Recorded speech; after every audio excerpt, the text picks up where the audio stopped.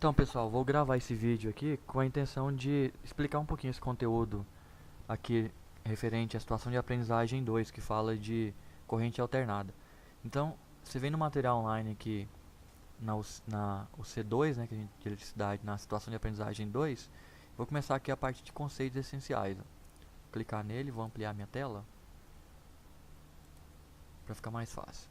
Então, aqui nesse conteúdo ele fala sobre corrente alternada, grandezas e valores característicos, análise fasorial de circuitos em corrente alternada com representação na forma retangular e polar, resistivo, capacitivo e indutivo. Fala sobre o circuito RL série e paralelo, o RC série e paralelo e o RLC, que junta os três componentes. Então, antes de mais nada, ele te apresenta aqui uma forma de onda alternada, né, senoidal, para a gente entender como é que ela funciona. A nossa forma de onda aqui de tensão e corrente, de tensão e corrente se for resistivo, a gente fala que ele é senoidal, tá certo? Que com os harmônicos, as interferências que tem na rede, nunca vai formar uma onda bonitinha dessa, mas na teoria é como se a onda fosse desse jeito, e ela varia assim, porque esse semiciclo primeiro aqui, que vai do zero até esse outro zero aqui que está anotado, é o semiciclo positivo, e depois nessa curvinha de baixo aqui, onde tem um pico negativo, a gente chama de semicírculo negativo. Ela é chamada alternada porque ela fica alternando entre essa parte positiva e negativa. E essa linha vermelha vai representando aqui como vai variando a tensão ao longo do tempo. Esse eixo horizontal é o tempo. Então o tempo vai passando, a tensão ela sai de zero, ela vai até um valor máximo, um pico máximo. Aí chegou lá, ela começa a descer e vai até o zero de novo. Aí ela vai descendo até um pico negativo e volta para zero. A ideia desse pico positivo e negativo é porque a gente adota um sentido é, é, de um sentido para a corrente que tá propagando, e quando ela muda de sentido a gente fala que ficou com um sinal negativo. Então, como a onda aqui ela é alternada, os elétrons vai e volta, movimentando para frente e para trás, então quando eles estão com o movimento para frente, a onda está indo nesse lado positivo. Quando eles retornam, está indo do lado negativo. Então essa seria a ideia.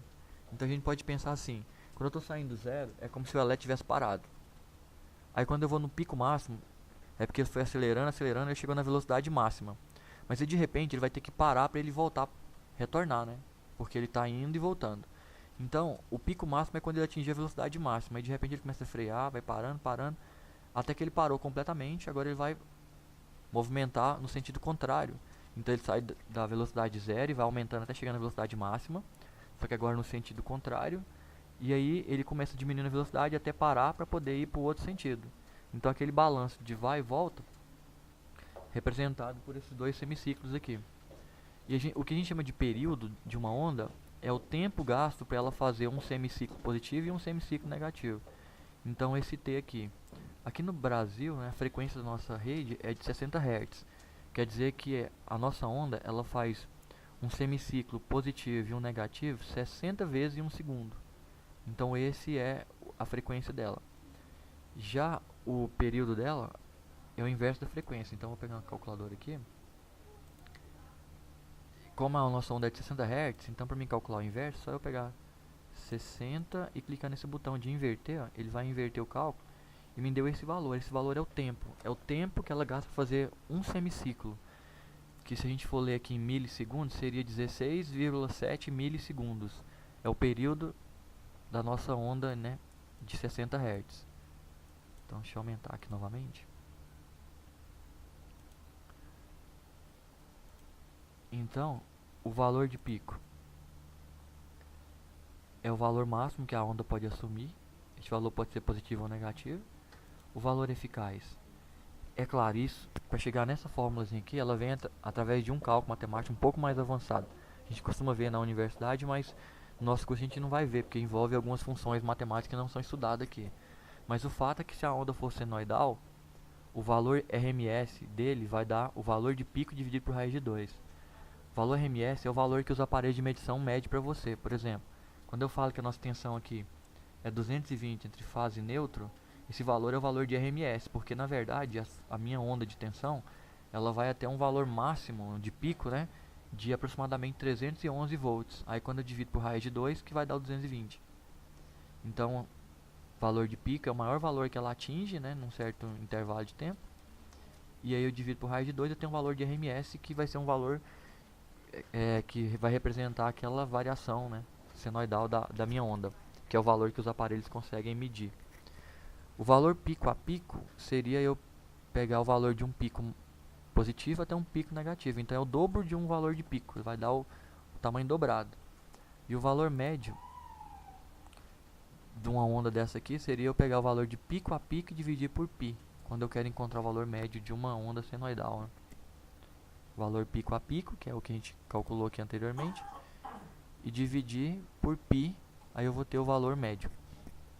Bem, continuando aqui, agora que a gente entendeu como é que é uma corrente alternada, que ela fica alternando a polaridade entre positivo e negativo, outro conceito que a gente tem que entender, relembrar lá do ensino médio, é a questão de números complexos, que a gente usa eles para representar essas ondas, né, de tensão e corrente, que variam aqui ao longo do tempo. Então a ideia aqui, então, a gente lembrar lá do plano complexo, que é formado por um eixo vertical, que a gente chama de eixo imaginário, e o horizontal, que é o eixo real. Então todo número complexo ele é formado por uma parte real e uma parte imaginária. A parte real ela é a coordenada do ponto aqui no eixo horizontal, e a parte imaginária é a coordenada aqui do ponto no eixo vertical. Então, quando eu tenho esse ponto, tem outra representação também para localizar o ponto. Uma outra forma de localizar esse ponto seria eu marquei o ponto, a partir do centro do zero aqui do encontro dos dois eixos, eu traço uma reta até chegar no ponto. E aí com essa medida, que é a distância lá do zero até no ponto, que eu chamei módulo de z, e o ângulo de abertura entre o eixo real e o ponto, eu também tenho um outro jeito de localizar o ponto. Então, por exemplo, se eu te falar assim, eu tenho um ponto P que fica no módulo 5 no ângulo 57 graus. Então você pegaria um transferidor, abriria um ângulo 57, mediria uma reta aqui com 5, e aí lá onde terminou você põe o ponto P. Então é um jeito de eu chegar no ponto P, da mesma forma que eu chegaria aqui se eu te desse as coordenadas A e B, aí você marcaria A e B e ligaria, fazer uma vertical no A, uma horizontal no B, aonde as duas se encontrassem, chegaria no ponto P. Então são duas representações que eu tenho para localizar um número complexo, né, usando o eixo dos números complexos. Seria essa a ideia. Aí, o interessante pra gente aqui era saber como comparar essas duas formas de representação uma com a outra, que a gente vai ver logo na frente, que isso vai ser bem útil. Então vamos seguir aqui um pouquinho. Aí ele ensina como que você faz essa comparação. Ele usa trigonometria para isso, olha só. A gente tem então aqui o eixo A, que é aquele eixo da horizontal, que é o número real. O eixo B, que ficava aqui na vertical, aí eu transpus ele aqui pro outro lado, para ele poder fechar o triângulo. Se a gente voltar um pouquinho, fica fácil a gente perceber isso. Eu tenho o eixo B aqui no eixo imaginário aqui, mas esse mesmo lado aqui eu poderia transportar para esse lado aqui, entre A e o P, é o mesmo tamanho o B. Então foi isso que ele fez. Ele transportou o B para o lado de lá e ligou a reta para ele poder ter um triângulo. Porque aí, tendo o triângulo, eu consigo fazer essa representação. Então ele transferiu o eixo B para cá, ou a distância B para cá, o A para cá, e formou um triângulo. E nesse triângulo eu tenho o ângulo θ e o módulo z, que é aquela representação polar do número imaginário, e tem também as duas coordenadas A e B fechando o lado do triângulo, que é a representação retangular que a gente fala. E qual seria a comparação entre z e θ com A e B? Aí para isso a gente usa trigonometria, e aí, por exemplo, se eu quero calcular o valor de A, como que eu faço?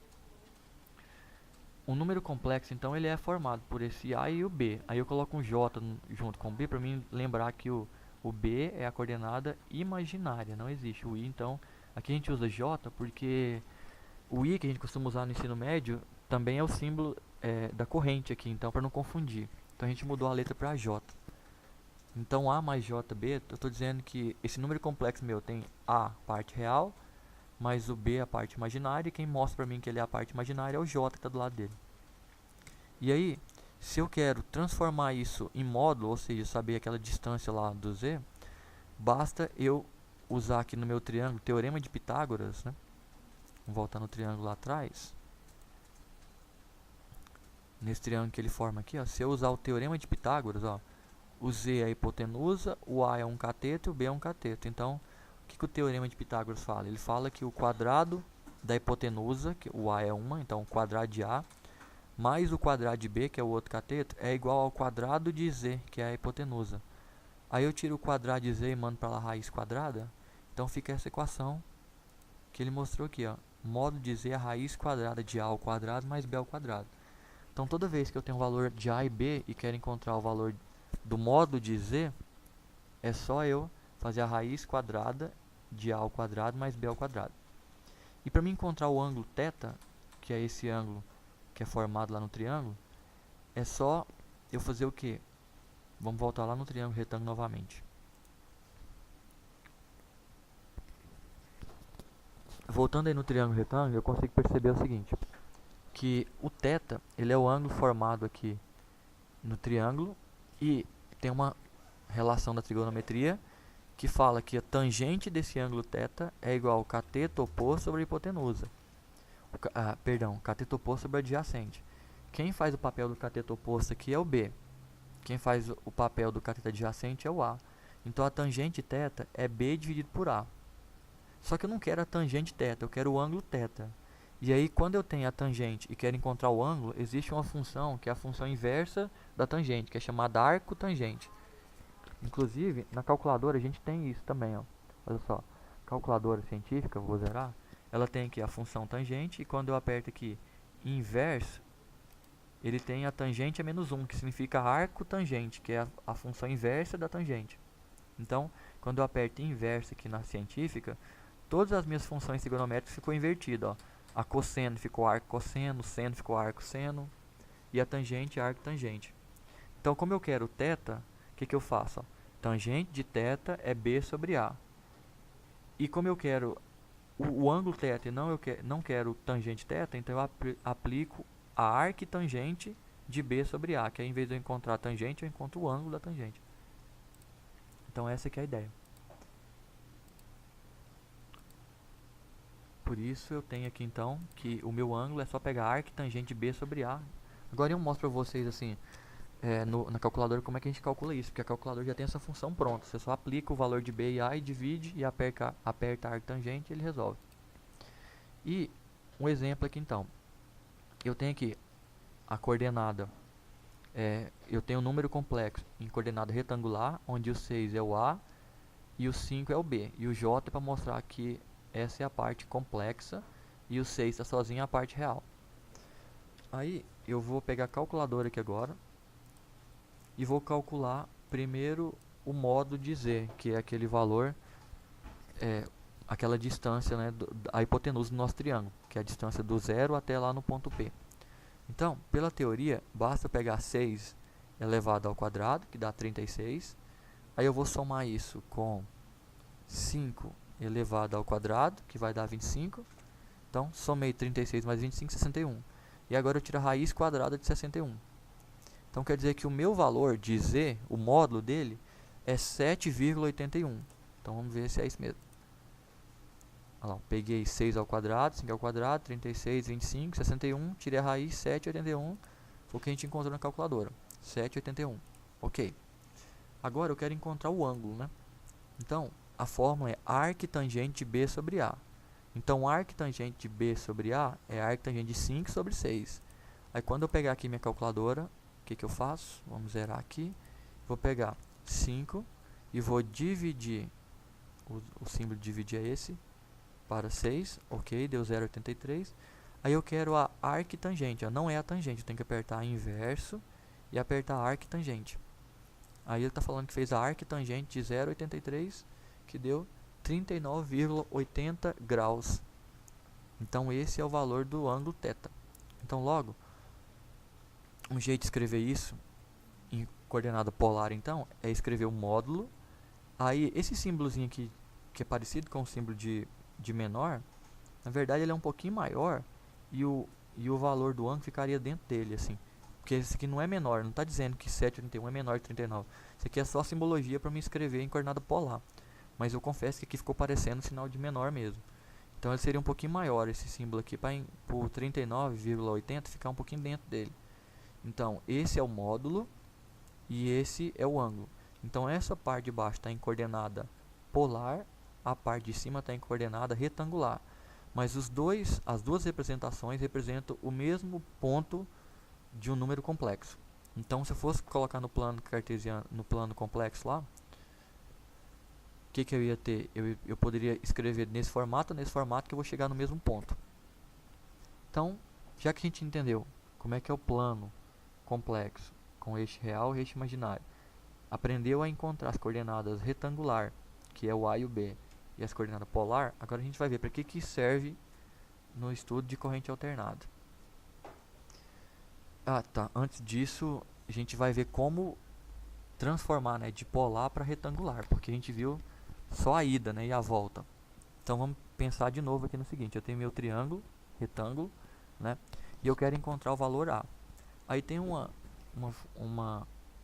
razão trigonométrica que diz o seguinte, que o cosseno do ângulo θ é o cateto adjacente, que é o valorzinho A, o adjacente é o cateto do lado do ângulo, é o cateto adjacente dividido pela hipotenusa, que é o módulo de Z.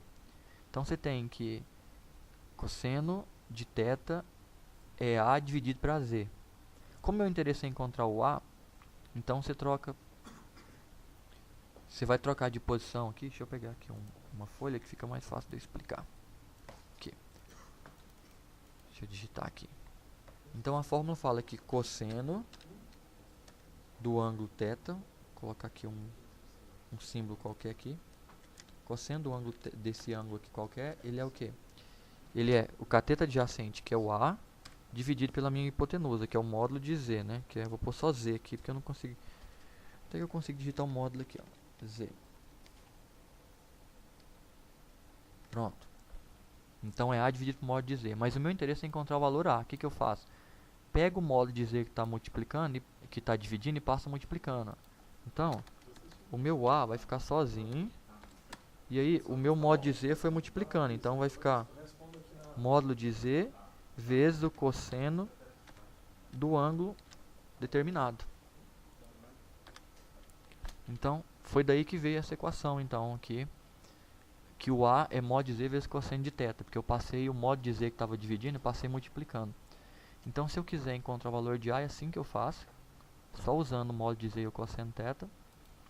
Se eu quero encontrar o B, é a mesma ideia, só que agora é seno, porque eu vou usar a função seno, que é o cateto oposto, que é o B sobre a hipotenusa. Então, o seno é cateto oposto sobre a hipotenusa. Como a hipotenusa é o Z, aí ele está dividindo, ele vai multiplicando, ficou Z seno θ. Então, essa é a equação para encontrar o A e essa é a equação para encontrar o B. E agora, exemplo. Eu dei 8 ângulo 60 e quero saber quem é o valor de A e B. Então, vamos pegar a calculadora primeiro e calcular. Para encontrar o valor A, eu sei que é só pegar o módulo de Z, que é 8, e multiplicar pelo cosseno de θ. Então, cosseno de θ. Quem é meu θ aqui? 60. Peraí, mas aqui nesse calculador eu tenho que calcular o cosseno primeiro. Então, 60 cosseno vezes 8. 4. Então, quer dizer que o meu valor A dá 4. Vamos ver o valor B agora.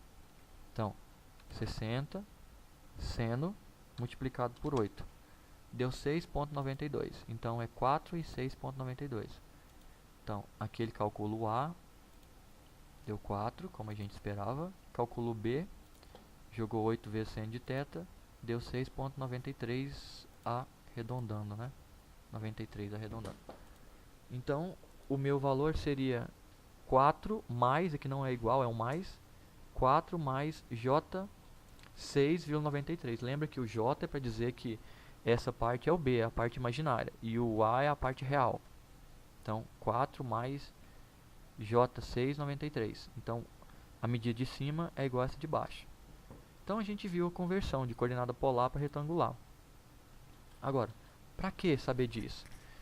Voltando para o nosso circuito, é porque quando a gente está mexendo com corrente alternada, a gente tem esses elementos que podem aparecer no circuito. Os resistores, que tem aquela capacidade de atrapalhar a passagem da corrente.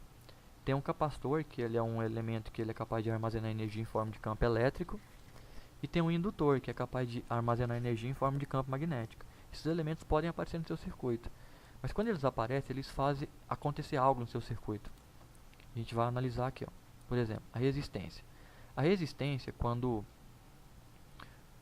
só tem ela no meu circuito, aplico uma tensão em cima da resistência, a corrente que é gerada, ela vai sair com o mesmo formato de onda da tensão. Não acontece nada com o formato da onda. Só diminui um pouquinho a amplitude da onda, porque a resistência limita a corrente. Então a corrente não vai ter a mesma amplitude que a tensão. Então ela vai limitar um pouquinho. Mas a forma de onda continua do mesmo jeito. Já quando eu aplico uma tensão alternada no meu indutor, o que acontece é que vai haver uma discrepância entre as duas ondas num ângulo de 90 graus. Então vai ter uma tensão com 90 graus de diferença em relação ao que era quando era aplicado na resistência. E quando é a capacitância também vai ter também uma defasagem de 90 graus. A diferença é que o indutor defasa para um lado e o capacitor defasa para o outro. Então eles fazem essa defasagem, né, no ângulo aqui. Então aí é onde entra um pouquinho daquela ideia do imaginário. Porque se você, não sei se você observou bem atrás, o eixo real é o eixo horizontal e o eixo imaginário é o vertical. Então, eu tinha uma coordenada aqui na horizontal, uma na vertical para formar o número complexo. Aqui também, quando o meu circuito for resistível, ele vai ter uma coordenada, a resistência vai dar uma coordenada na horizontal. Quando ele for indutível, vai dar uma coordenada na vertical. E aí, os dois juntos que vão juntar para poder formar o que a gente chama de impedância, né? Que é a ideia de resistência, mesmo jeito, quando a gente está fazendo resistência em corrente contínua, só que em alternada a gente chama de impedância, né? Que é essa capacidade também de limitar a passagem da corrente. Então essa impedância ela é formada por esses três elementos: resistor, capacitor e indutor. Então a ideia de conhecer número complexo vai vir a calhar aqui nesse momento, ó. Só que antes a gente tem que aprender a calcular a contribuição do indutor para a impedância, a contribuição do capacitor para a impedância. Essa contribuição a gente chama de reatância. Então reatância é a parte do capacitor ou do indutor que vai funcionar como se fosse uma resistência, limitando a corrente.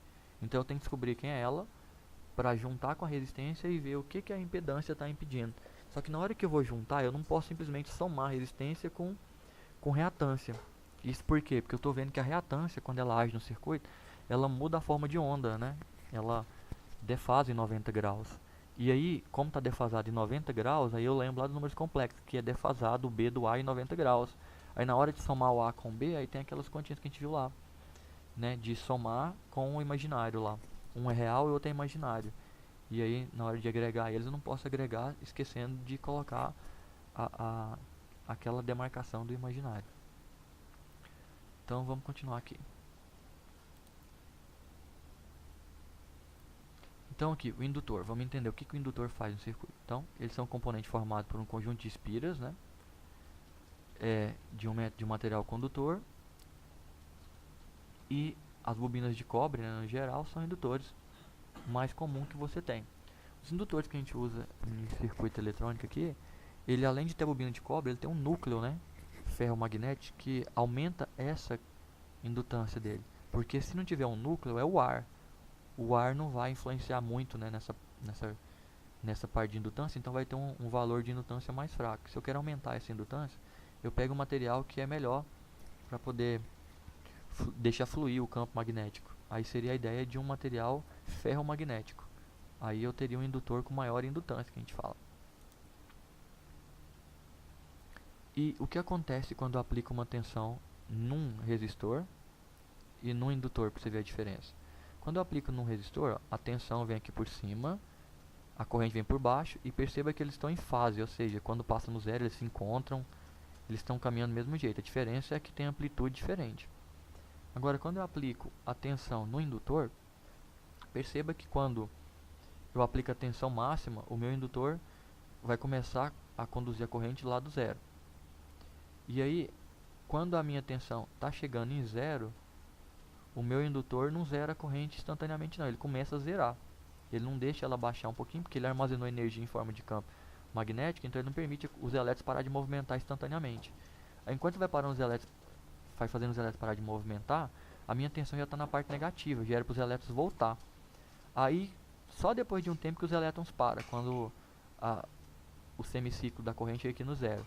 Mas isso, a minha tensão já estava lá no máximo negativo, ela já estava querendo voltar para o positivo. Aí agora que os elétrons vão movimentar para o lado contrário. E aí quando os elétrons estão movimentando para o lado contrário, a minha tensão já passou para a parte positiva. Então está sempre atrasada o movimento. Isso porque o campo magnético não deixa os elétrons parar instantaneamente. E isso causa um atraso, né, de corrente aqui em relação à tensão. A tensão ela sempre está adiantada em relação à corrente. Você pode ver que ela está na frente. Então a gente tem dois jeitos de dizer. A gente fala que a corrente está atrasada em relação à tensão, ou a tensão está adiantada em relação à corrente. O fato é que eles estão defasados, e esse ângulo de defasagem é exatamente 90 graus se o seu circuito for puramente indutivo. Exatamente 90 graus. Então essa é a defasagem. Então o indutor ele está atrasado em relação à onda, a corrente está atrasada em relação à onda de tensão. Então isso acontece no meu indutor. E quando eu vejo aqui está só a representação maior e a forma de eu calcular o que eu chamo de reatância indutiva. Então essa reatância indutiva seria essa componente então que está atrapalhando o movimento desses elétrons aqui, atrapalhando a passagem deles, né? É a parte como se fosse encontrar a resistência do indutor. Então como é que eu faço para encontrar essa reatância indutiva? Basta eu multiplicar por 2, por π, que é o nosso 3.14, a constante, o F, que é a frequência da tensão, e pelo valor da indutância. Então perceba que a reatância indutiva, ela varia com duas coisas aqui, ó, porque 2 e π não vai mudar de valor nunca. Então ela varia com a frequência e com a indutância. Então, quanto maior a frequência que tiver a minha onda, maior vai ser a minha reatância indutiva, que é uma multiplicação. Ou, quanto maior for meu indutor, maior vai ser a reatância indutiva. Então essas duas variáveis F e L que podem variar, elas contribuem. Se aumentar a reatância, aumenta, se diminuir a reatância, diminui. Então essa formulazinha eu preciso para encontrar o valor da reatância do capacitor para a gente jogar lá nos cálculos para encontrar a nossa impedância. Lembrando que a impedância ela é essa grandeza que vai mostrar a dificuldade que o elétron tem de movimentar. Então se eu tenho um capacitor, essa parte é a impedância do meu, aliás, indutor, essa é a parte da impedância do meu indutor. Se eu tenho um resistor, o próprio resistor já é a impedância. Não tem nenhum cálculo para fazer, porque ele não defasa a onda. E se tem um capacitor, também tem um outro jeito. Então, continuando. Agora o capacitor. O capacitor, então, esse aqui é um modelo de capacitor. O que ele faz é armazenar energia em forma de campo elétrico, né? Ele tem as placas paralelas que, quando você liga ele no circuito, ele vai armazenar lá na placa carga positiva de um lado, negativa do outro, e vai funcionar como uma bateria. A hora que você não tiver colocar ele para alimentar um circuito só com as cargas que ele armazena na placa, ele vai fazer os elétrons movimentarem como se fosse uma pilha. Então ele fica armazenando energia para você usar no momento que o circuito está sem alimentação. Mas o que ele faz com isso? Ele faz com que haja também uma defasagem entre a tensão e a corrente. Só que agora, a defasagem aqui, ela é diferente um pouquinho do indutor, porque perceba o seguinte, ó. Perceba que o pontinho vermelho está chegando primeiro do que o azul, lá na linha do eixo aqui, porque ele está adiantado em relação à tensão. Tá vendo? O vermelho já passou, aí ele passou aqui pelo eixo, agora que o azul chegou, então ele está adiantando a forma de onda. Então o que está acontecendo aqui é que, mesmo quando eu aplico aqui a minha forma de onda aqui, a tensão zero, eu já tenho uma corrente máxima já no movimento, por causa da carga do capacitor. E aí, depois que o capacitor vai descarregando, aí a tensão que vai fazer o elétron movimentar, mas vai energizando o capacitor de novo. Quando ela for abaixando, o capacitor mantém o fluxo da corrente elétrica por conta própria, até que ele descarrega e a onda assume de novo. Então ele sempre tem uma energia a mais para os elétrons do que a onda de tensão estava fornecendo. Então acaba que os elétrons ficam um pouco mais adiantados do que a tensão da fonte. E aí, para mim calcular essa impedância, né, provocada pelo capacitor, a gente chama de reatância capacitiva. O que eu faço? a conta é muito parecida com a do indutor, é 2πfc, só que é invertida, é 1 sobre 2πfc, então tem esse 1 em cima. Então isso aqui faz com que o efeito na reatância capacitiva seja o contrário da reatância indutiva. Porque perceba o seguinte, ó, o 1, o 2 e o π são constantes, não vai mudar, só o F e o C. Mas só como aqui está na fração, toda vez que a frequência aumentar ou a capacitância aumentar, a minha reatância tende a diminuir, porque é uma fração. Então, para altas frequências, frequência bem alta, a minha reatância capacitiva ela tende a um valor próximo, cada vez mais próximo de zero. E para altos valores de capacitor também, a reatância também tende para valor próximo de zero. Lembrando que essa reatância aqui, né, ela seria aquela propriedade de atrapalhar a passagem dos elétrons. Então quer dizer que fica mais difícil os elétrons se movimentarem quando ela é baixa, quando ela é alta, e quando ela é baixa quer dizer que é como se fosse um curto-circuito ali, os elétrons se movimentam com muita facilidade. Então essa é a forma de calcular a reatância capacitiva. Então, quando eu tenho então a configuração de um circuito RL, seria um circuito, aí eu tenho que definir se ele é série ou paralelo. Então, se ele for um circuito série, é porque na mesma linha que passa o resistor, passa o indutor. Então, é um circuito que tem R, resistência, e L, indutor, na mesma linha, série. Quando eu tenho resistor e indutor, mas em ramos diferentes, que a corrente pode passar por um ou por outro, aí eu falo que eles estão em paralelo. Os dois estão sobre a mesma tensão em paralelo. Então é um circuito RL série, RL paralelo. E os dois juntos vai formar a impedância, né, do circuito. Então essa tensão aqui, ó, se eu juntar o R e o L aqui num só, eu tenho aqui uma impedância só. E se eu juntar o R e o L aqui num só, que também eu tenho outra impedância. Só que o valor da impedância do série não é igual ao do paralelo. Isso porque a gente viu lá, a gente pode imaginar isso aqui como se fosse associação de resistores, como a gente aprendeu. Então, lembra que o R já é a impedância resistiva e o L é a impedância reativa, que eu posso chamar de XL, né? Então eu tenho essa impedância aqui com essa impedância, aí eu junto as duas e vou ter uma impedância equivalente. Seria essa a ideia. Então resistor mais o indutor vai dar uma impedância total. Mesmo jeito o R e L aqui em série, só que a conta é diferente, porque em série a gente soma, a gente viu lá na associação de resistores, é a mesma ideia. Então aqui, por exemplo, ele coloca um circuito RL série. Só que ele coloca e não faz o cálculo. Eu vou colocar e fazer o cálculo para a gente ver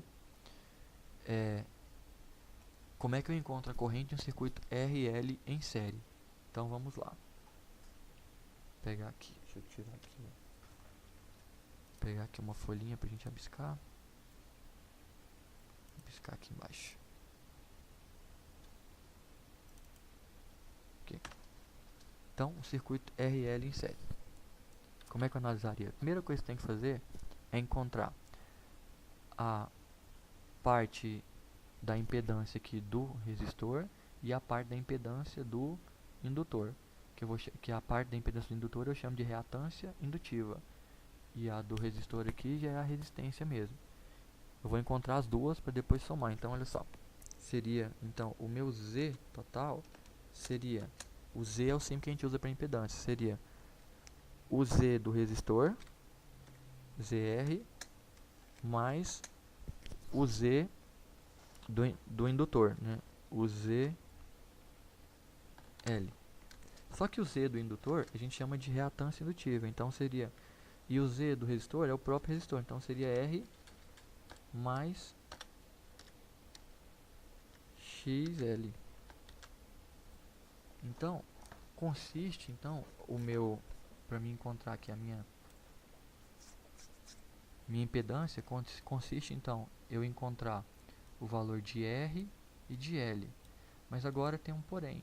Lembra que eu não posso somar os dois, porque esse aqui, ó, XL, ele tem a reatância dele, só que ele pega a forma de onda e atrasa, né, a corrente 90 graus em relação à tensão. E o resistor não faz isso. Então ele tem aquele atraso, ele vai funcionar como se fosse imaginário. Ou, dizendo em outras palavras, ele pega a tensão e adianta 90 graus em relação à corrente. Então aqui é onde entra aquele j do imaginário, para poder mostrar que eu não posso somar direto, porque são coordenadas que são coordenadas, né, daquele plano. Um está no eixo horizontal e outro no eixo vertical. Então, para mim encontrar então o que eu chamo aqui de impedância, é só eu calcular o R, já está dado, o XL e juntar com o J aqui. Aí eu vou ter a minha impedância.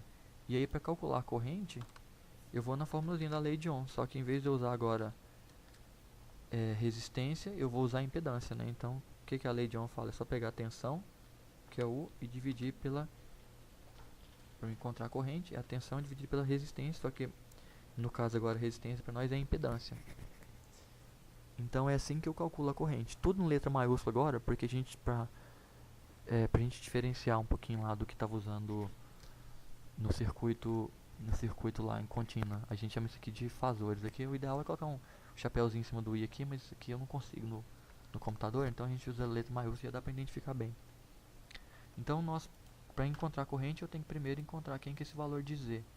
Então eu vi que o ZR é igual a R, então beleza, o ZR é igual ao próprio R, e o R me foi dado o valor lá no meu exemplo, aí ele vale 400.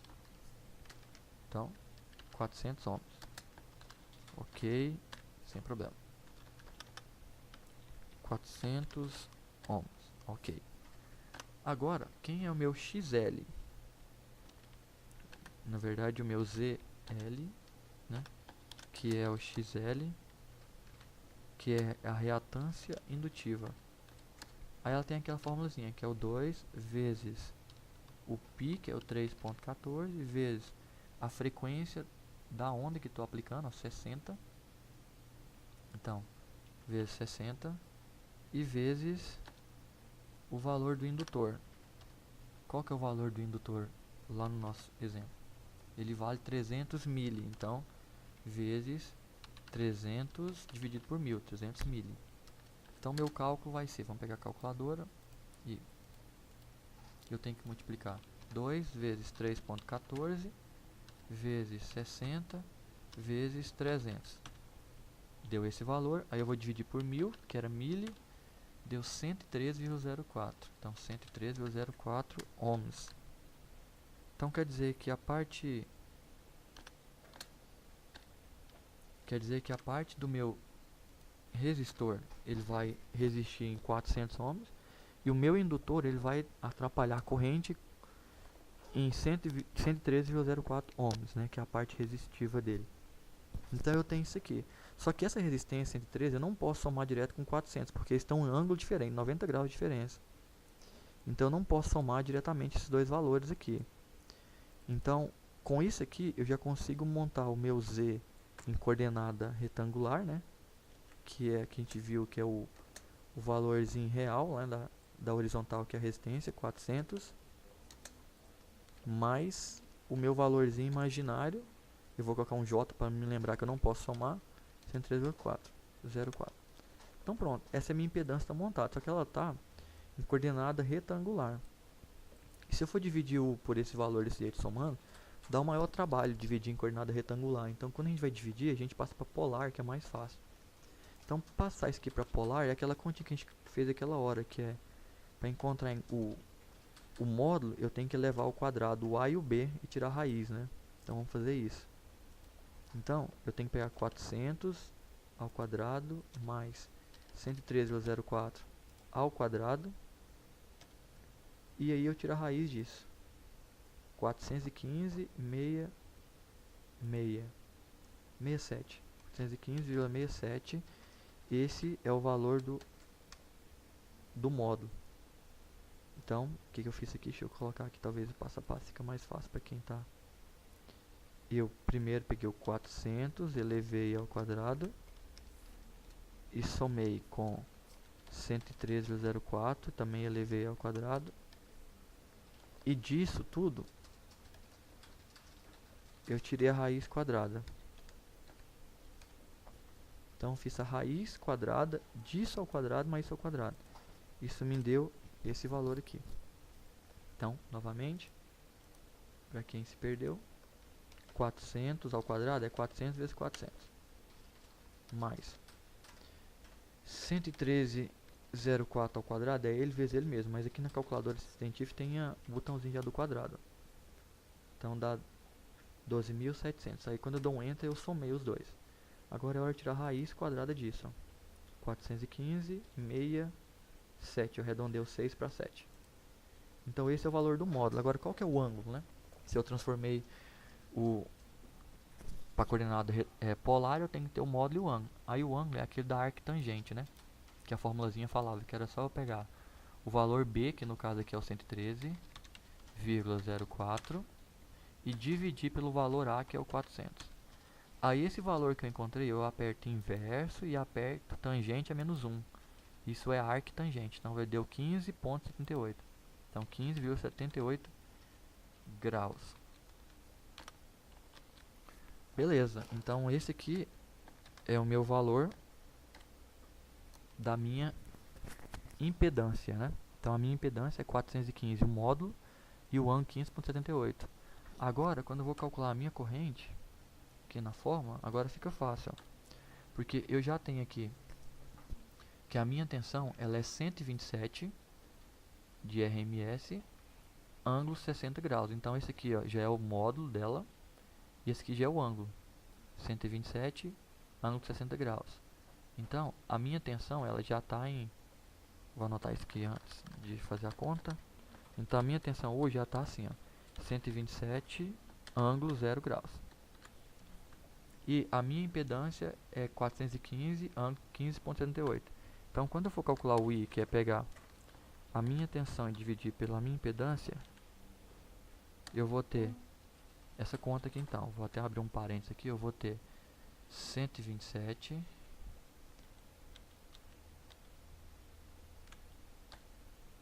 deixa eu anotar o valor de U aqui que ele sumiu. Pera aí. Então meu valor U vai ser igual a 127 ângulo 0 graus. Ok. Então a minha corrente I vai ser igual a parênteses 127 ângulo 0 graus dividido para o meu valor de impedância, que é 415 ângulo, o meu ângulo que foi sumiu, era quanto? Era 15,78 graus, aqui. Então 15,78 graus. Ok, e agora como é que eu resolvi isso, professor? É simples, ó. Dividir dois valores em coordenada polar é muito simples. Você divide módulo por módulo. O ângulo você subtrai o de cima menos o de baixo. Só isso, a regra sempre é assim. Então a conta é... Eu vou até deixar aqui anotado. Eu vou pegar 127 e vou dividir para 415. E o ângulo, eu vou fazer uma subtração. Vou pegar o 0 e vou subtrair 15,78. Então esse é o cálculo que eu tenho que fazer sempre. Divide os módulos e subtrai os ângulos. Então a conta é dividir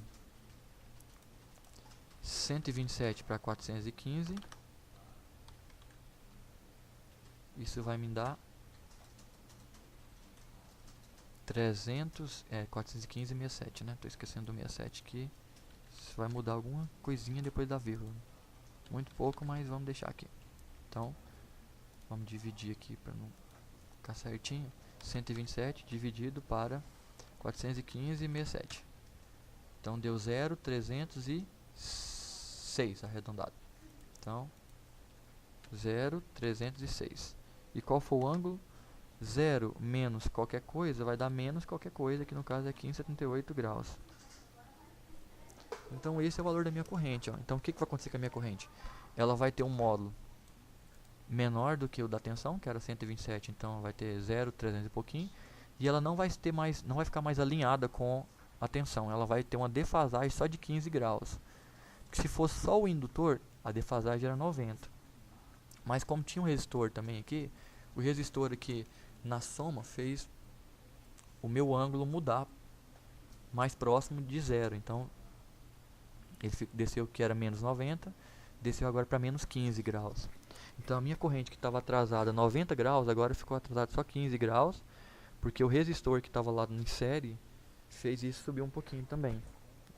Esse menos 90 foi para menos 15, né? Tendendo, indo para zero. E se eu aumentar o valor da minha resistência aqui, 400 para 500, 600, 800, esse ângulo aqui cada vez vai diminuindo mais. A tendência é ele diminuir. Porque aí o circuito vai ter mais parte resistiva do que indutiva. Então é assim que eu analiso, eu calculo o valor da corrente. Então analisar e encontrar a corrente que está no circuito. Aqui era para ele ter mostrado o cálculo, mas ele falou que ia analisar e pulou o cálculo. E aí ele deixou para fazer o cálculo que agora dá dela em paralelo, que a gente vai ver aqui, ó. Então aqui ele está até mostrando quando for um circuito em série e tiver, ele até adiantou a informação aqui no caso, né? Que for um circuito em série e também tiver o capacitor, você faz o mesmo cálculo também, só que o capacitor, enquanto a corrente do indutor, a tensão do indutor ela adianta em relação à corrente, a do capacitor ela atrasa em relação à corrente. Então, para mostrar essa diferença, um é 90 graus para cima e para baixo. Então, o capacitor a gente põe um menos lá, né? Porque a tensão vai estar 90 graus para baixo, vai estar no lado negativo do eixo imaginário. E o indutor adianta a tensão, vai estar no lado positivo. Então, se tiver indutor e capacitor ao mesmo tempo em série, aí se calcula a reatância do capacitor, do indutor, aí você subtrai elas. Aí formou a parte imaginária junto com J e a parte real, aí eu consigo calcular a partir dali. Quer ver aqui? Então aqui ele pegou um exemplo, deixa eu ver de onde tirou esse exemplo aqui.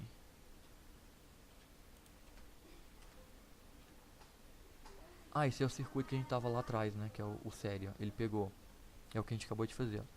Ele pegou então 2 vezes π vezes 60 vezes 300 dividido por 1000, deu 113,1 e a gente encontrou aqui 113,04. É só questão de arredondamento aqui então. Talvez ele usou uma casa decimal a mais aqui de 3.14, mas isso é tranquilo. Aí ele foi na hora de resolver o circuito em série. Como esse circuito não tem capacitor, então é zero. Aí sobrou só o 113. E o R de 400 ficou 400, J 113,1. Que é o que a gente encontrou aqui também, ó. 400, J 113,04, porque eu te falei, questão do arredondamento. Aí, esse ficou sendo só o valor da impedância. E para mim transformar ela em ângulo, em módulo e ângulo, então eu fiz aquela conta raiz quadrada, ficou 415, né, que eu encontrei 415. E o ângulo 15 graus. Só mudou o 79 em relação ao meu 78 por causa do arredondamento que eu estava dizendo. E aí, no terceiro caso é calcular a corrente total do circuito, né? Aí parece que na hora de calcular a corrente que não tem mais jeito de passar. Foi a falha aqui da atividade, né? Faltou mais um slidezinho com o cálculo da corrente. Contou como é que calcular, mas não calculou. Mas eu mostrei aqui aqui como que é esse cálculo. Que seria agora pegar a tensão e dividir pela impedância, né? Imagina a impedância, ela está na posição da resistência na lei de Ohm. Então, dividindo a tensão pela impedância, eu vou ter a corrente e o ângulo de defasagem. Ok. Aí, o próximo passo aqui agora ele vai te explicar como que faz a mesma coisa, mas se o circuito estiver em paralelo. O que fazer então se o circuito estiver em paralelo? Aqui agora ele está feito o cálculo passo a passo, eu vou só comentando. Então, primeira coisa, ele vai calcular de novo a reatância indutiva, que é 2πfl. Então, 2π 60, 500 dividido por 1000, né? Que agora é 500. Quando ele multiplicou, vamos multiplicar para a gente acompanhar o cálculo. Acompanhando o cálculo aqui. Eu vou usar o π aqui agora em vez de usar 3.14 para ver se esse é o arredondamento que ele está fazendo. Então, 2 vezes π vezes 60 e vezes 500 dividido por 1000. Então, 188,4955 que arredondou para 50. Então foi isso mesmo, está usando o π com mais casa decimal, por isso que o arredondamento ficou melhor. Então encontrei o valor de XL. No segundo passo, então, que eu tenho o valor de XL, aí como o circuito agora é paralelo, voltando aqui, eu posso usar aquela estratégia do paralelo. Lembre-se que o paralelo, ele a mesma tensão que tem em R tem em L. Como está em paralelo, então o que ele fez? Ele calculou a corrente que desce por R, a corrente que desce por L, e aí depois ele somou as duas aqui, ó. Porque uma mesma corrente dividiu aqui e aqui. Então ele usou a estratégia. Em vez de ele já fazer o paralelo de duas cargas, que dá aquela conta trabalhosa, que é o produto pela soma, ele preferiu calcular a corrente de um e de outro e somar elas. Então vamos seguir a estratégia dele. Então ele calculou a primeira corrente que vai descer em R, ó. 127 ângulo zero, porque esse era o valor aqui da tensão e o ângulo. Ele dividiu pela resistência R. Então 127 para 60. 127 dividido para 60 dá 2,12. E 0 menos 0 dá 0. Então pronto. A corrente real resistiva já calculou. Mas a corrente R só desce aqui nesse ramo do R. Agora falta que desce pelo ramo do L. Aí ele foi lá e calculou a mesma coisa, mas agora para o XL. Então 127 dividido para 188,5 deu 0,67. E agora 0 menos 90 deu menos 90. Então ele encontrou a corrente que está descendo por esse ramo do L1. Então eu encontrei essa corrente e essa. Mas qual é a corrente total? Agora é a hora de somar as duas. Só que na hora de somar eu não posso somar direto porque elas têm ângulos diferentes.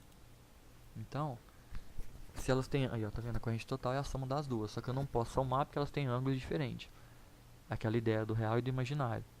Então o que eu fiz aqui? Para ficar mais fácil. Quando eu vou somar dois valores em coordenada polar, dá muito trabalho com esse negócio de módulo e ângulo. Então a estratégia agora é passar para coordenada retangular, porque aí eu posso somar real com real e imaginário com imaginário. Então, quando ele transforma em coordenada retangular, ele vai naquelas formulazinhas lá. Eu tenho polar e eu vou encontrar em retangular. Lembra que para me encontrar a parte real, que essa aqui não vem com J, é só pegar o módulo, que é 2,12. Primeiro eu tenho que fazer o cosseno. É o cosseno do ângulo vezes o módulo. Então o ângulo é 0, o cosseno de 0 é 1, vezes 2,12 deu 2,12. Então essa é a parte real. E a parte imaginária é o seno de 0, que deu 0. E quando eu multiplicar 0 por 2,12 vai dar 0. Por isso que a parte imaginária deu 0. Agora vamos aqui no IL. O IL era 0,67 ângulos menos 90. Então vamos lá. Menos 90. Menos 90. Agora eu vou apertar o cosseno. Deu 0. E vezes 0,67 vai dar 0. Então não tem parte real. E a parte imaginária vai ser menos 90. Seno, que deu menos 1 multiplicado por 0,67 vai dar menos 0,67. Então o que mudou foi isso. Que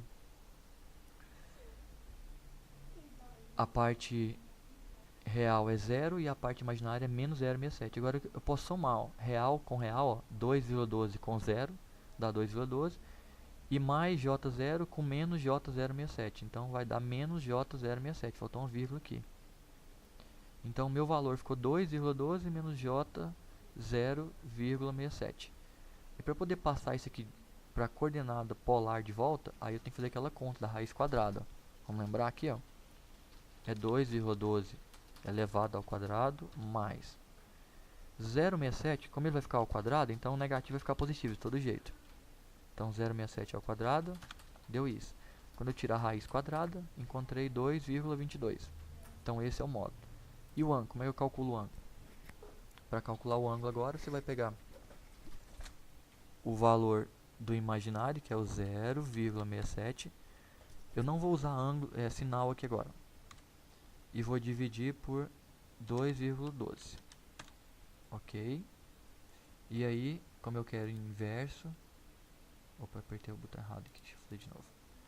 0,67 dividido para 2,12. Aí eu quero em tangente inversa 15,53.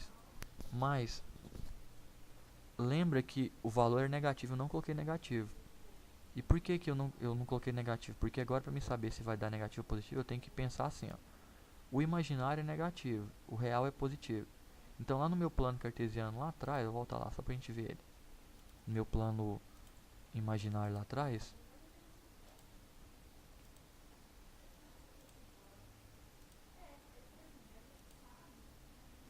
mais um pouquinho.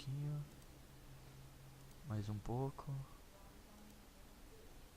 Aqui, ó, no meu plano imaginário que estava aqui atrás, tem que voltar mais um pouquinho. Aí, nesse eixo aqui, ó, a minha coordenada B, ela era negativa, então ela estava aqui embaixo. E a minha coordenada A era positiva, estava do lado de cá. Então agora, o meu ponto P estava nesse lado aqui do eixo. Esse aqui é o quarto quadrante. Nesse lado aqui, se a gente considerar que esse lado aqui é o zero, quando eu girar nesse sentido horário aqui, ó, eu vou ter os valores aqui variando de 0 até 360 graus. E se eu girar no sentido anti-horário, eu vou ter os meus valores negativos. Então, eu poderia anotar aquele valor lá, menos 17, porque ele vai estar de cá e de cá, nesse quadrante aqui, ó. É onde o imaginário é negativo e o real é positivo.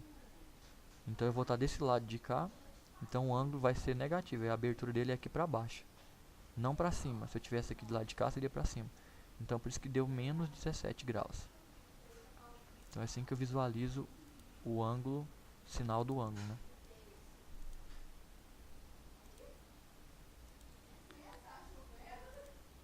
Então, com isso, eu tenho a análise do meu circuito série e paralelo, né? Aqui ficou um pouquinho fora de ordem, mas ele calculou na frente. A gente viu. Então a gente viu aqui o que deu, né? No final, essa é a corrente. Novamente, ó, a minha corrente ela tá defasada em relação à minha tensão. E no caso do paralelo, você viu que mudou um pouquinho a forma do cálculo, né? A impedância, a reatância indutiva, ela vai contribuir com a reatância capacitiva, só que ela vai ter um valor de uma forma diferente, né? Porque ela estava em paralelo, mas ela contribui também. Então assim a gente viu como é que funciona o circuito RL. Agora, e como é que funciona o circuito RC? Segue exatamente a mesma ideia que a gente fez no RL, só que o jeito de calcular o XC é diferente do XL, só isso que muda. Então aqui, por exemplo, no caso aqui então do meu circuito aqui, esse primeiro aqui eu chamo de série e esse aqui eu chamo de paralelo. Então aqui eu tenho 8 em série, 8 km em série com 50 microfarad, e aqui eu tenho 6 km em paralelo com 250 microfarad. Na hora de calcular aqui o exemplo aqui de circuito de série, vamos ver se ele faz aqui na frente, né? Então eu tenho que ver o resistor e tem aqui o... Não, mas esse aqui novamente é o indutor. Não é esse aqui não, esse aqui tá errado, esse aqui tá falando... Ele queria falar aqui do RC, mas ele colocou um L aqui no lugar. Então não foi muito feliz. Mas vamos fazer a conta para esse caso aqui, ó. Como ele não fez, vamos fazer esse caso aqui, ó, RC, como é que faria? Vamos lá na nossa folhinha em branco aqui. Então, eu vou usar a mesma estratégia aqui, ó, para calcular o Z. Como ele está em série, o que eu vou fazer? Eu vou calcular o ZR, né, que é a impedância do resistor, e o ZC, que é a impedância do capacitor, que a gente chama de XC, que é reatância capacitiva. Então eu teria aqui, deixa eu copiar aqui que eu ganho mais tempo. Então o que eu teria aqui no nosso exemplo aqui? Eu tenho ZR mais ZC. Ok. Que seria trocar o L pelo C. Então é R mais XC. Porque o ZR vale o R e o ZC é o XC. Então o meu R lá no nosso exemplo agora, ele vale 8 kg. Então ele vale 8.000. Ok. 8.000 ohms. E o meu ZC, ele é o meu XC, que vai ser exatamente igual a 1 dividido por aquela formulazinha. J, 1 dividido por, J não, 1 dividido por 2 vezes π, que eu vou por 3.14, vezes 60, que é a frequência, e vezes o valor do indutor. Quanto que vale meu indutor aqui? 50 microfarad. O que é 50 microfarad? É 50 dividido por 1 milhão. essa conta aqui, ó, você pode analisar ela assim, ó. Se eu estou dividindo 1 dividindo por 50 e dividindo 50 por 1 milhão, a matemática fala que esse 1 milhão pode vir que juntar com 1. Então fica equivalente a eu pegar 1 milhão e dividir por 2 vezes 3,14 vezes 60 vezes 50. Isso aqui foi só uma jogada matemática, ó, que é a divisão de uma fração por outra fração. Você conserva a primeira e inverte a segunda. Aí fazendo essa continha matemática, você vai perceber que 1 milhão vem pra cima multiplicando 1. Então se você jogar aqui em cima, toda vez que você tiver em microfarad, você joga aqui em cima 1 milhão. Se tiver em milli, joga aqui em cima 1000. No lugar do 1, toda vez. Então o meu cálculo seria o que? Vamos calcular agora a nossa reatância capacitiva. Vai ser 1 milhão, 3, dividido por 2, dividido por 3,14, que é o π, dividido por 60 e dividido por 50. Então deu 53,08. 53,08 é o valor da minha impedância do capacitor, né? Que é a reatância capacitiva. Então, quem é minha impedância total, já que está em série? É a soma dos dois. É a soma de 8.000 mais... Aí lembra que está defasada, né? O capacitor defasa, então eu não posso somar direto. Tem que pôr o J para poder lembrar que está em ângulo diferente. Um ângulo de 90 graus. Que o J faz isso lá no plano. 53,08. E, detalhe, cometendo um erro aqui. Quando é capacitor, não é mais, é menos, porque a defasagem dele é de menos 90 graus. Então ele está embaixo do plano. Então menos 53,08. Então lembrando disso, quando é XL, então deixa eu até mudar aqui na forma, que é o menos. Quando é o XL é mais, quando é o capacitor é menos. Então pronto, essa é a minha impedância. E agora, como é que eu vou calcular a corrente? Primeiro, eu vou encontrar a minha impedância, transformar ela para polar, que é encontrar o módulo e o ângulo. Aí novamente eu venho na calculadora e lembro que é fazer o quadrado de cada um. Então 8.000 elevado ao quadrado mais 53,08 elevado ao quadrado igual, aí eu tiro a raiz, 8.018, isso que vai dar 8.000,18. Repara que o módulo quase deu o mesmo valor do resistor, porque o capacitor está influenciando muito pouco, a resistência é muito alta. Então isso, e agora quem é o ângulo? Aí o ângulo é aquela do arco tangente, né? A gente pega o 53,08 e divide por 8.000 e vem aqui inverso a arco tangente, ó. Deu 0,38. Aí é menos 0,38 porque está naquele quarto quadrante lá. O imaginário é negativo e o real é positivo, então ficou no quarto quadrante, o ângulo é negativo. Ótimo. Esse é o valor então da minha impedância. E agora como é que eu vou calcular a minha corrente? A minha corrente vai ser a minha tensão dividido pela minha impedância. A minha tensão do meu exemplo ainda é 220 ângulo 0. Então 220 ângulo 0 graus. E se eu vou dividir agora pela minha impedância, que é 800,18 ângulo menos 0,38 graus. Fazendo esse cálculo, eu divido módulo por módulo. Então 220 dividido para 800,18 deu 0,027. E o meu ângulo vai ser 0 menos 0,38. Então isso aqui vai dar mais 0,38. Deixa eu fazer isso passo a passo, porque isso aqui pode gerar confusão. Então 220 eu dividi para 8.000,18. Então eu fiz essa divisão. Isso. E o ângulo eu subtraí. Peguei o de cima, que era 0, menos, aí o de baixo era menos 0,38. Então ficou menos duas vezes. Aí dividi, deu 0,027 e menos com menos deu mais 0,38. Então esse é o valor da minha corrente em amperes, que aqui eu tinha esquecido de colocar. Então pronto, a corrente é 0,027, ângulo 0,38. Tá vendo que ficou positivo? Quer dizer o quê? Que a minha corrente agora adiantou.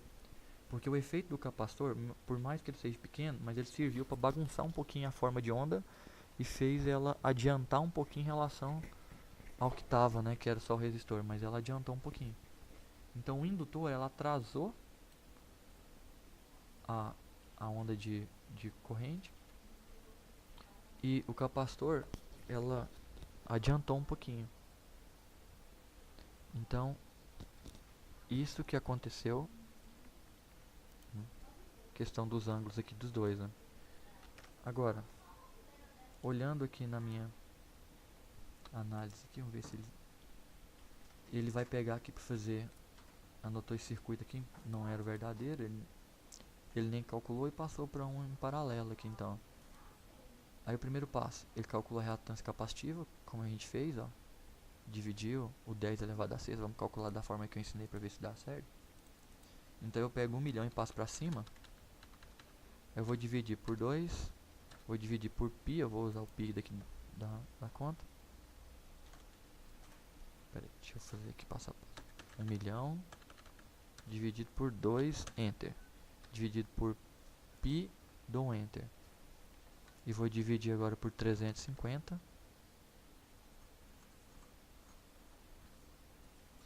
E vou dividir por 60 graus, que é a frequência. 7,58. Bateu. Aí segundo passo, calcular a corrente no resistor do circuito. Como era o paralelo, ele calculou só do resistor. 127 por 40, 3,17. Terceiro passo, calculou a corrente que passa pelo capacitor. Então 127 por 7,58 deu 16. E o quarto passo foi calcular a corrente total, que era somar as duas, e ele não fez o cálculo para finalizar aqui, né? Faltou uma partezinha do slide, que era a parte de calcular a corrente total. Aí, o quarto passo, calcular a corrente total, e não colocou o cálculo aqui. Também outro um errozinho que está no material aqui. Que era fazer o que agora? Era pegar essa corrente e somar com essa corrente. Vamos fazer essa continha aqui pra gente ver quanto que daria, né? Vou usar aqui. Então, essa aqui deu 3,17 ângulo 0. Isso eu quero somar com essa próxima corrente, que é 16,75 ângulo 90. 16,75 ângulo menos 90, né? 90 positivo. Menos 90 positivo. Aí, como é que eu somo isso? Em coordenada polar, muito difícil. Então, qual que é a estratégia? Passar para retangular. Então, vamos lá. A coordenada A é pegar o ângulo e calcular o cosseno e multiplicar pelo módulo. Então, deu 3,17 o valor A. Mais J e o valor B. Novamente, é eu pegar o ângulo, que é 0, calcular o seno, que dá 0, e multiplicar por 3,17, que vai dar 0. Então, não tem valor de B.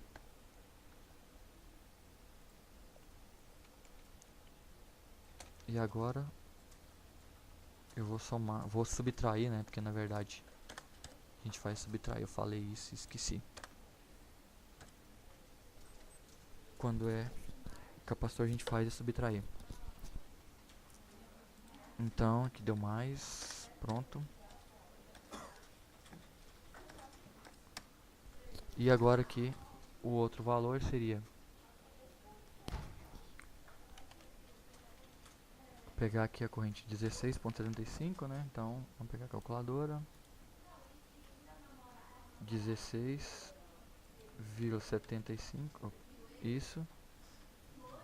No primeiro, o 90. Cosseno dá 0. 0 multiplicado por 16,75. 0. Então, é 0 real. Que é menos. 0 real.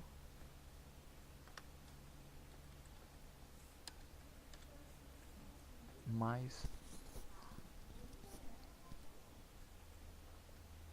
Não, tô cometendo um erro aqui. Porque como eu tô já... Desculpa, aqui tem um detalhe. como eu já estou somando aqui já o valor das correntes já, da forma que foi calculada, eu não tenho o menos, a gente coloca quando eu estou montando a impedância, perdão, aqui ó. A impedância é formada pela parte real menos JXC, isso é para calcular a impedância. Mas como eu calculei uma corrente e outra, já tem as duas correntes, eu quero somar as duas, então eu não posso influenciar não, é uma soma mesmo que eu quero calcular o total. Então perdão aqui, corrigindo. Então isso aqui é a parte retangular, agora mais a parte retangular da segunda. Aí eu vi que cosseno de 90 graus é zero, e 0 vezes isso aqui vai dar zero, então a parte real é zero, e a parte imaginária vai ser J, parte imaginária vai ser seno de 90, seno de 90 dá 1, então 90 vezes seno deu 1, é quando eu multiplicar por 16,75, vai dar o próprio 16,75, ok, então eu tenho esse número complexo aqui, somado com esse daqui. Como é que eu somo dois complexos? Real com real, imaginário com imaginário. Então esse aqui vai me dar o valor de 3,17 mais 0 dá o próprio 3,17 mais J 16,75 mais 0 dá 16,75. Então esse ficou o valor da minha corrente em coordenada retangular. Coordenada polar essa corrente, então essa aqui é a minha corrente total. E a mesma corrente total em coordenada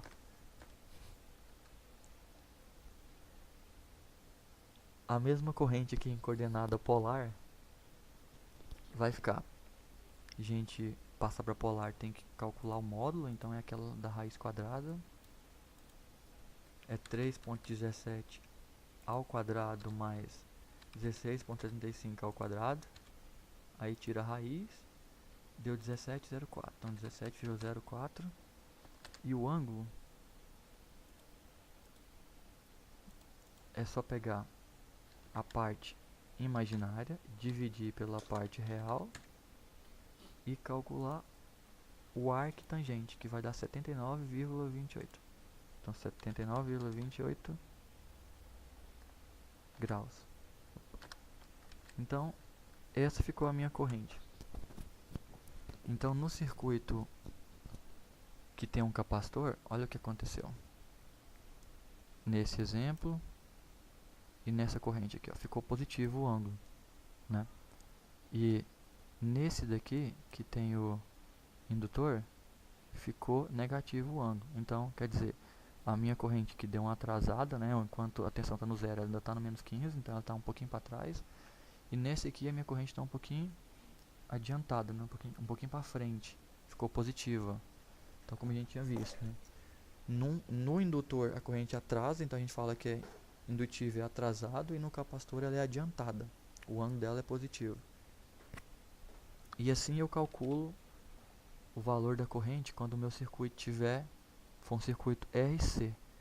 E quando ele for RLC, né? Como viu lá, agora os três ao mesmo tempo, não muda muita coisa. Eu calculo o valor de XC, que é dividir aqui pelo inverso, deu 17,58.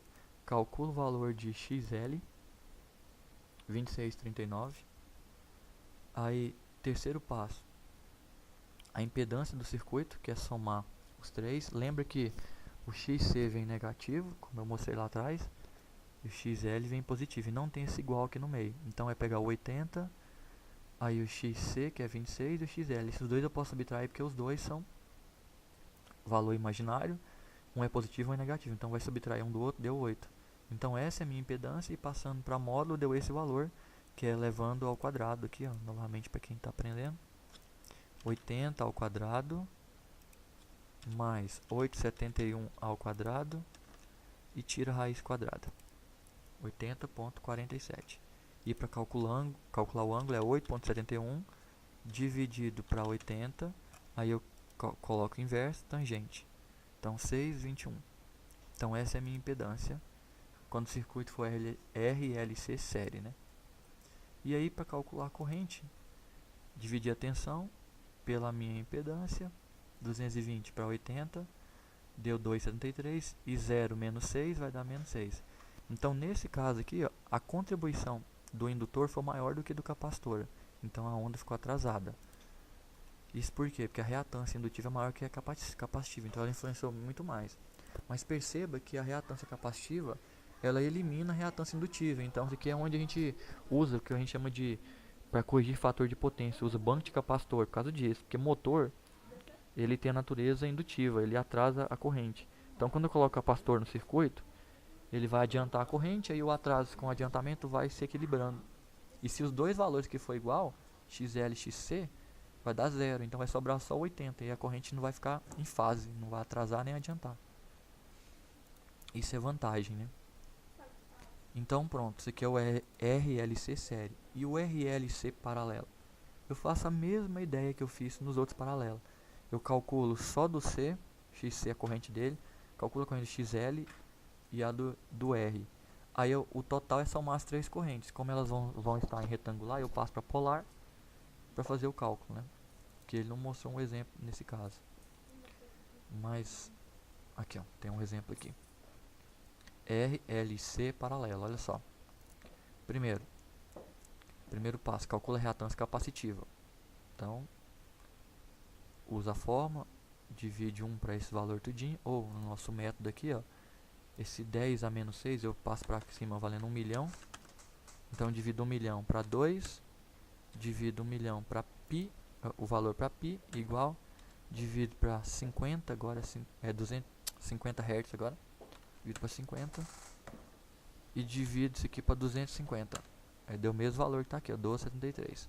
E como é que eu sei que é 50 Hz? Ah, inclusive, tá aqui, ó, sei que é 50 Hz, que o exercício me diz que é 50 Hz agora. Então por isso que aqui deu 12,73. Agora, o que eu faço com o indutor? Mesma coisinha. Segundo passo, calcular a reatância indutiva. A gente calcula ela pela formulazinha 2πfL. Multipliquei 2 por π por 50 por 180 e dividi por 1000, deu 56. Pronto. E agora é hora de calcular a corrente em cada elemento, né? Porque os três estão em paralelo, cada um tem sua própria corrente. Primeiro no resistor, V dividido por R, 220 dividido por 120. Como o R não está defasado, 0, 0. Então dividir deu 1,83, ângulo 0, sem defasagem. Ok. Agora, fazer a mesma coisa para o capacitor. V dividido por XC, 220 por 12,73. Só que o XC, o ângulo deu menos 90, a gente viu lá atrás. Então, dividir 220 para 12 deu 17. E o 0 menos 90 deu mais 90. Então, a minha corrente adiantou. E agora vamos para o capacitor, para o indutor. No indutor, novamente, eu vou dividir então.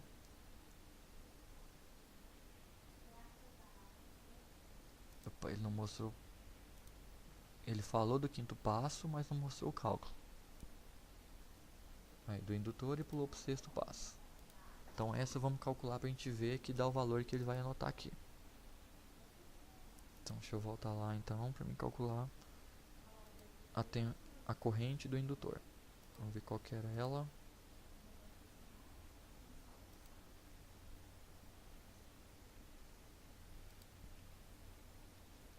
Aqui, 56,55. Então vamos calcular. Então é 220 dividido por 56,55. Então deu 3,89. Vamos anotar aqui para a gente não perder esse valor. 3,89. E qual é o ângulo? O indutor, ele sempre vai... O que ele faz com a nossa corrente, né? O indutor sempre vai atrasar ela em 90 graus. Então, o indutor... no caso aqui é... Deixa eu ver. É o caso da corrente, né? É porque aqui... Pera aí, rapidinho. Aqui é só o XL, estava calculando. Não estava calculando a questão do ângulo. Mas aí... O ângulo do indutor, aqui na hora de calcular a reatância, ele ia ser positivo, que é o que ele adianta a tensão aqui. Então a gente colocaria mais 90 aqui. Porque na hora de calcular aqui o valor, é porque aqui no livro que eu percebi, aqui no material eu percebi que ele não mencionou sobre isso. Aí na hora de a gente calcular aqui o valor da corrente, a gente faz o que? A gente pega o 220.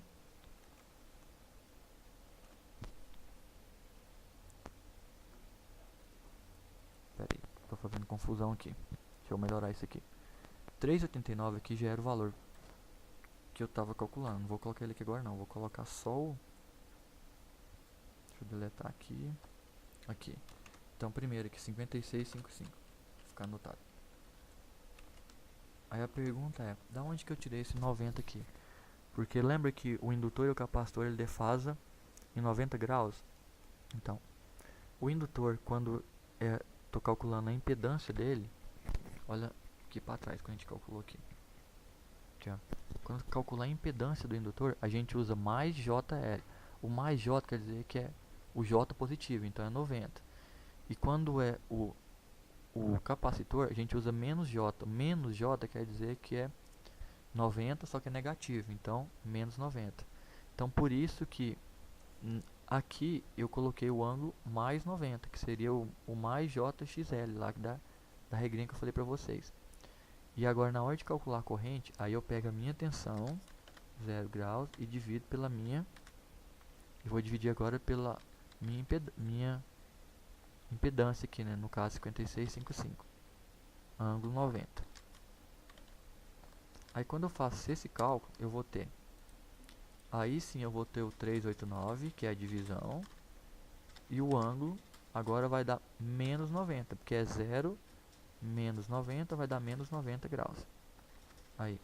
Então foi daqui que veio o menos 90 aqui da corrente. Ela veio porque o ângulo aqui da impedância é 90 graus. E quando eu calculo a corrente, como 90 é embaixo, ele vai subtrair do zero, vai ficar menos 90. E isso aqui dá pra gente entender então também da onde que ele tirou aqui, olha pra você ver, ó. Ele calculou, deixa eu voltar aqui só pra vocês verem um detalhe.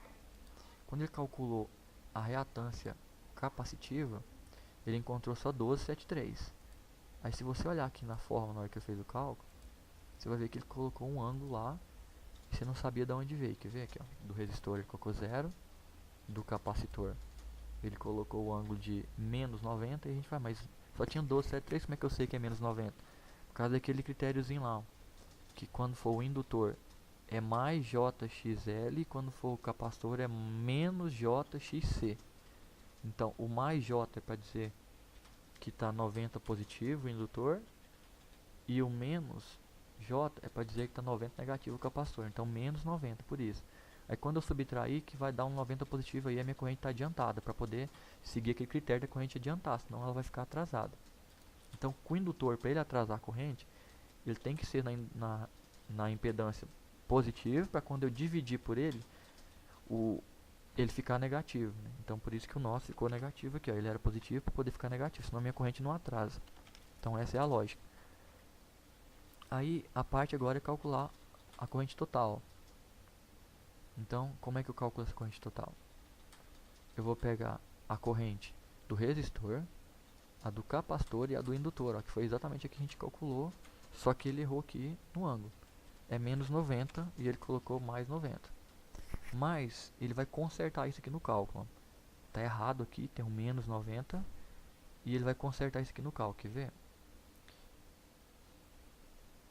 Aqui, ó, esse aqui ele passou para a coordenada já retangular, então tira esse menor aqui, é um mais, então tá errado aqui.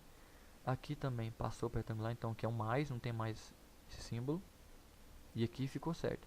E aqui ficou menos por quê? Porque aqui era menos 90. Vamos calcular cada um para vocês verem. Então, o primeiro aqui, né?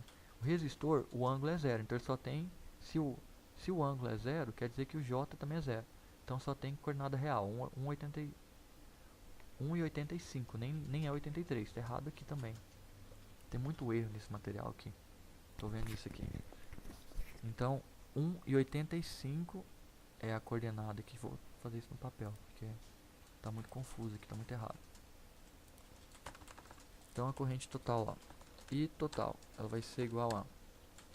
Então a primeira, que é a do resistor é 1,85 ângulo zero. Então 1,85 ângulo zero. Isso eu vou somar com a próxima, que é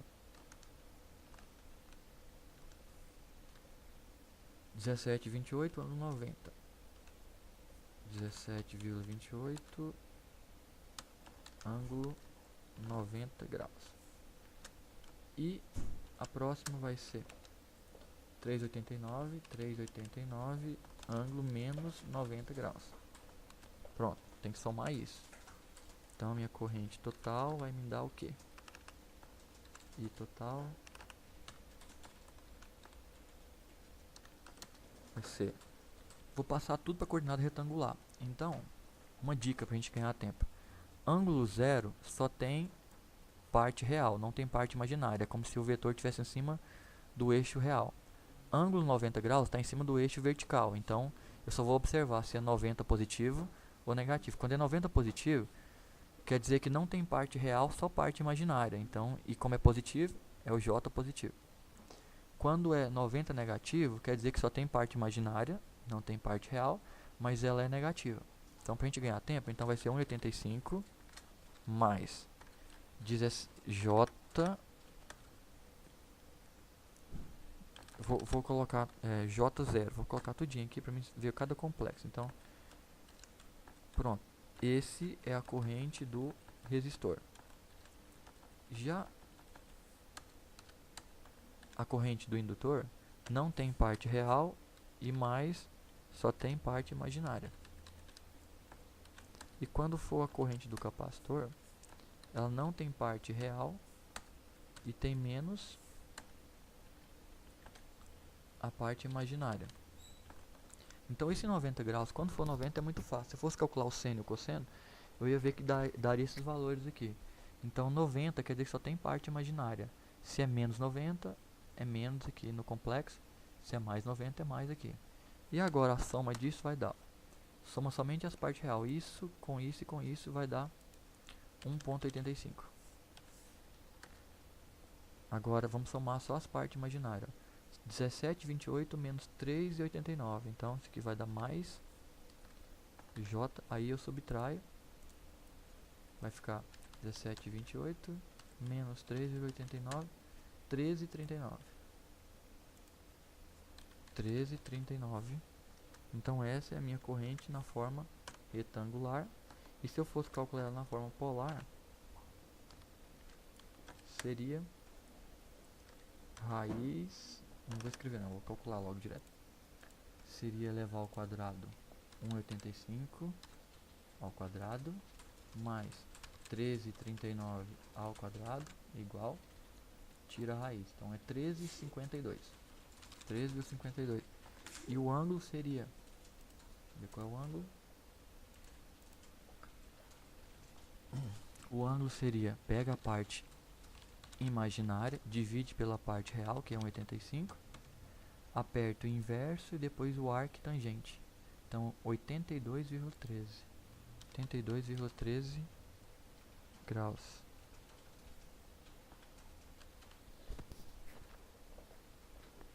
Então, perceba que, como a corrente do capacitor é muito maior do que a do indutor, como a do indutor ela pede para defasar 90 graus para um lado e o capacitor para o outro, então as duas se subtraem na hora que está se juntando lá no total.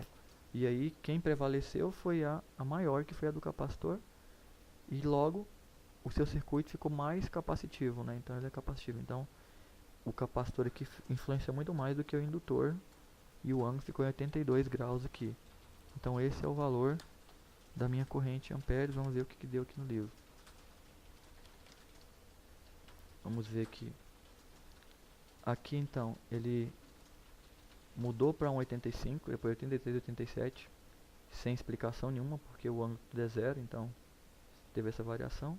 E aqui ele subtraiu mesmo, né? 17, vamos ver, 17,28, ele subtraiu de 3,89. Isso, deu 13,39 igual ao nosso. A única diferença é que o nosso deu 1,85 e o dele 1,87, por causa dessa bagunça. Mas no final deu 15, na verdade dá 15, 13,52, 82,13, né?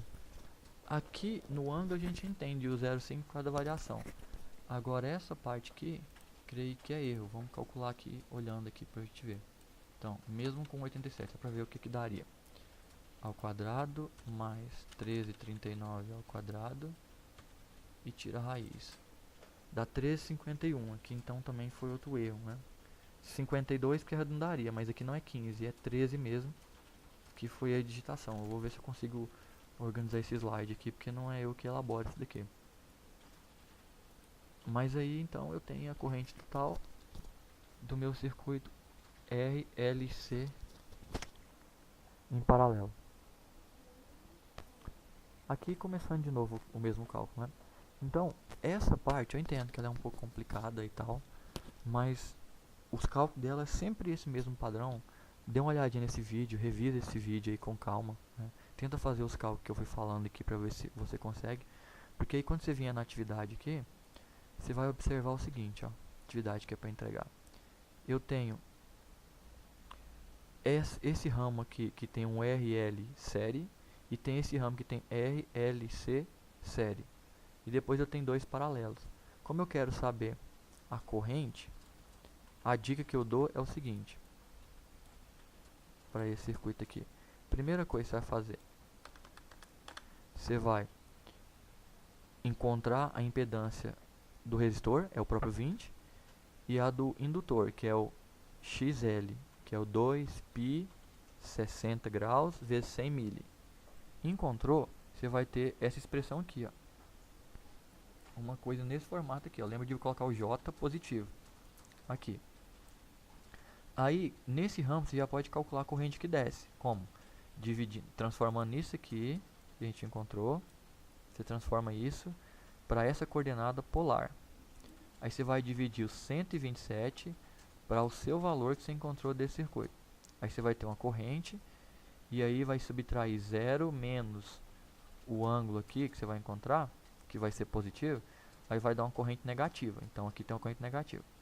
Agora vem para cá. Quando você vier para cá, você vai calcular a impedância resistiva, que aqui é prop 15, a indutiva aqui e a capacitiva. E aí na hora de calcular, lembra que quando é esse caso, o meu Z vai ser esse aqui, ó.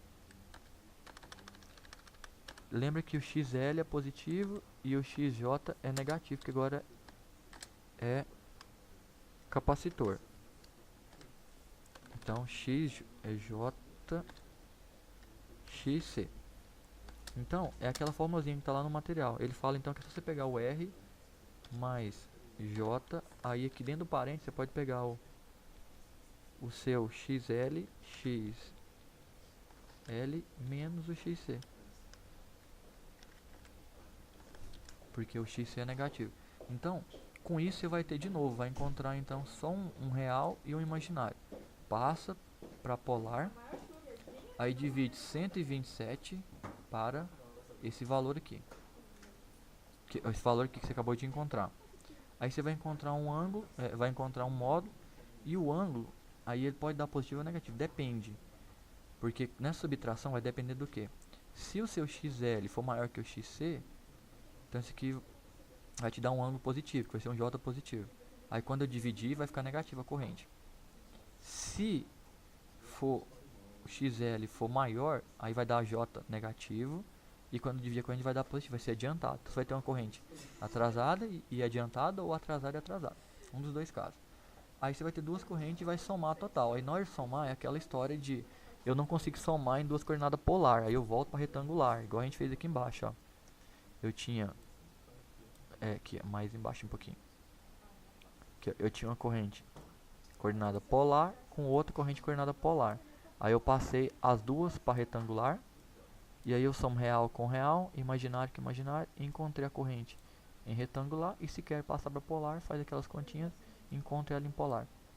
Então, faça isso aqui nessa análise aqui, da forma que eu mostrei. Revisa o vídeo para ver como é que é o circuito RL série, como é que é o RLC série. Você vai conseguir fazer como está gravado no vídeo aí, tá bom? E aí qualquer dúvida eu estou à disposição.